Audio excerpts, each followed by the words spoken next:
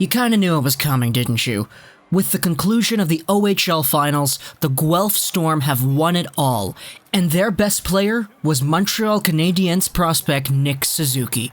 And now, there are two really good stories on both sides of the pond here when you're taking a look at the OHL Finals. On the one hand, you have Nick Suzuki on the Guelph Storm tearing things up, and on the other side, you have Michael DiPietro, whose team was undefeated in the Ottawa 67s up until the point that DiPietro got injured, to which the 67s proceeded to get swept. So that's a crazy thing in itself too, but we're talking about Nick Suzuki here. And just what his potential is going into the NHL next season and long-term for the Montreal Canadiens. This season in the OHL, Nick Suzuki was traded from the Owen Sound Attack over to the Guelph Storm.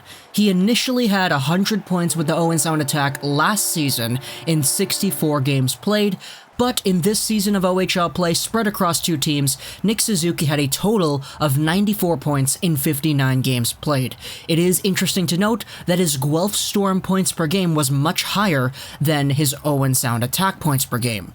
Playing the rest of the season with the Guelph Storm, Nick Suzuki got 49 points in 29 games played. But that's not the thing that we're all hyped about when it comes to Suzuki. What we've been really hyped about when it comes to Suzuki has been the playoffs. In the playoffs this season, in the 24 games played that the Guelph Storm had, Nick Suzuki had 42 points. 16 goals, 26 assists, over an assist-a-game player for 42 total points, a 1.75 points per game player. And that's actually crazy because that's higher than his points per game was in the regular season with the Guelph Storm and in total. Nick Suzuki just came alive in the playoffs this season, and he was a really big part in how they were able to come back and win the games that they did. Remember, the Guelph Storm reverse swept the London Knights. The Knights had a 3-0 lead over Guelph, and then Guelph came back and rallied to win 4 straight. Nick Suzuki was an incredible part of that. Now this has actually been so good that if you go over to the OHL playoffs and you sort things out from 2009 to today and you look at just playoff points in total, Nick Suzuki had the third best playoff run out of any OHL forward in the past 10 years. Now, as I did say, the Guelph Storm did play a lot of games, so in terms of points per game, Suzuki isn't necessarily up there, but it's kind of different in the playoffs. You don't just take a look at things with points per game and everything. Going the distance and maintaining a strong level of play while going the distance, that's arguably more impressive and more valued when it comes to playoffs rather than just points per game, because anybody who was hot for their team in the first round and only the first round could have a great points per game after getting eliminated. So points per game isn't necessarily my most valued thing when it comes to the playoffs, but being able to consistently produce is, and Nick Suzuki did that. Take a look at these names, Connor McDavid and Mitch Marner, the only two guys to have had better playoff production in one season than Suzuki.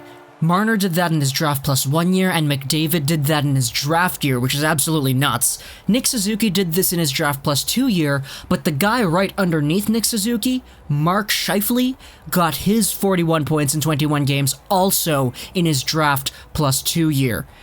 Tkachuk was in his draft year, incredibly speaking, and that was absolutely nuts, but he was playing on a really, really stacked team. For DeBrincat, he was in his draft plus 1 year. Taylor Hall had 2 seasons over here. Dylan Strome was here too, but he had 34 points. The list is amazing when you take a look at the guys that Nick Suzuki beat. Most of these guys are all full-fledged NHL players, and aside from Boris Tkachuk, who's an AHL guy at the moment, they're all pretty established at the next level of play.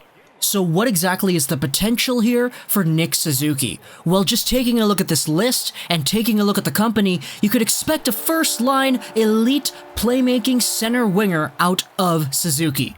Now that's a lot of expectation, and it's not really something that you would like to put on anybody, but Suzuki has really proved this year that he belongs in that ranking. A lot of people said that Suzuki probably could have made the NHL for 2018-19, but the Habs decided to send him over back into the OHL. He was an absolute monster, and now going into 1920, Suzuki has all the momentum in the world.